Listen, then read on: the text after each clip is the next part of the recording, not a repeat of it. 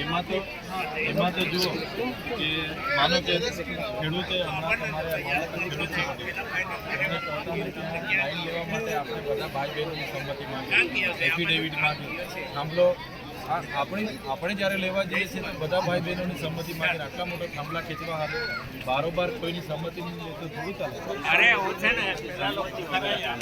ના બિલકુલ ચાલે નહીં. આપણામાં થાંભલા રોપવાના હોય આવા હાઈ ટેન્શનના 220 kV એટલે તમારા બહુ મોટા થાંભલા આવે તો કેટલી 20x20ની જગ્યા રોકાઈ આવે.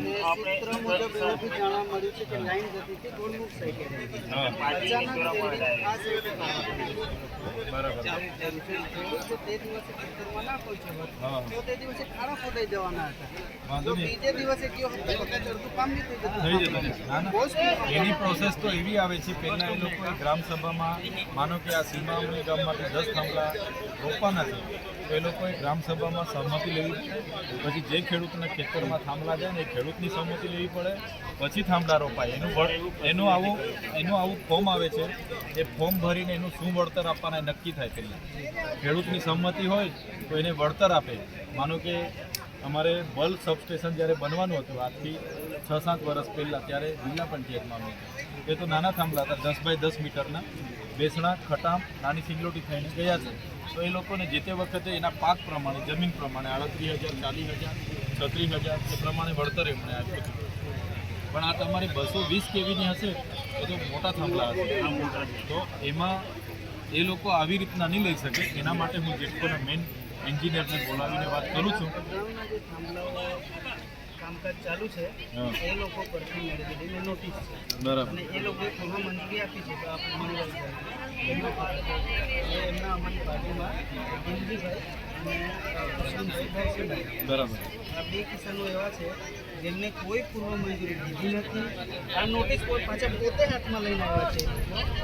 અને મુખ્ય જે કોન્ટ્રાક્ટર એજન્સી જે કોઈ હશે એની જોડે મારી મુલાકાત થઈ નથી. જે કામ કરવાવાળા બચારા મજૂરો હોય તે જ મહિલા છે. બરાબર. અહીંયા છે ને, અહીંયા જેટકોમાં મેઇન કોણ છે મને બી એ નથી. તાલુકામાં ડી અમારે ત્યાં ડી ખરા ને, અમારા ડીડિયાપાડા બેસે છે, એને હું બોલાવી અને આના કોણ છે એની સાથે હું ખાતરી કરીને બધું તમને પરફેક્ટ કહીશ. અને આ વોટ્સઅપ બી કરી આપું અને આરજી બી અમે આપી દઉં. બધા દત્તવાડાના જ ખેડૂતો છે ને?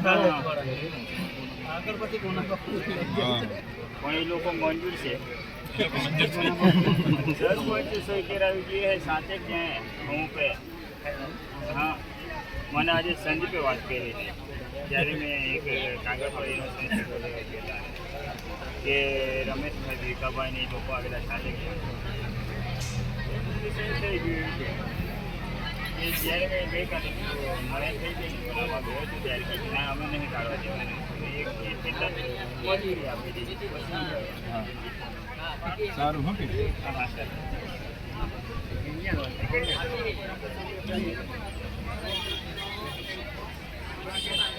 સારું. હું આ મને વોટ્સઅપ કરી દો વિષ્ણુભાઈ. જી હું રાખું છું. એ હું વાત કરીને કાલે હું તમને જણાવું, બોલાવી લઉં છું કાલે. આજે તો આખો દિવસ શાકભારા છે, કાલે બોલાવી લઉં.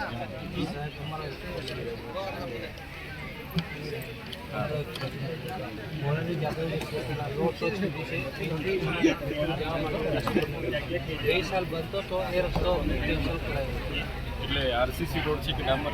ના, ડામર નહીં, કાચો માટી બેટલનો. આપણે બીજા કોઈ ખેતરવાળાનો વિવાદ નથી કર્યો. સર્વે નંબર વાળા ખાલતા ભટકાવતા એવું જ છે. એમની સાથે એકવાર તમારા લેવલે ગ્રામસભામાં કે બેહીને સોલ્યુશન લાવી જોઈએ. કેમ કે સર્વે નંબર હશે ને એની સંમતિ આપણે લેવી જ પડશે તો જ રોડ મંજૂર થઈને આવશે. માટી મેટલનો કોઈ આરસીસી કે ડામર એકવાર મોરાવીથી જોયું છે. મોરારી જાદવ